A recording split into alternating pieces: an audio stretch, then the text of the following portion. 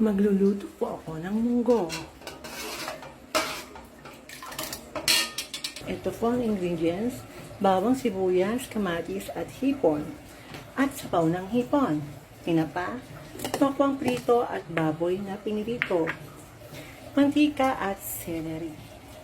Of course, mantika. Konti lang.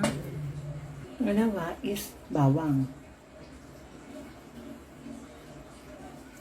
Bawang po. Ayan na po ang bawang. Then, sibuyas. Ayan na po yung sibuyas. Then, kamatis. Ayan na po yung kamatis. Sumunod naman po ay hipon.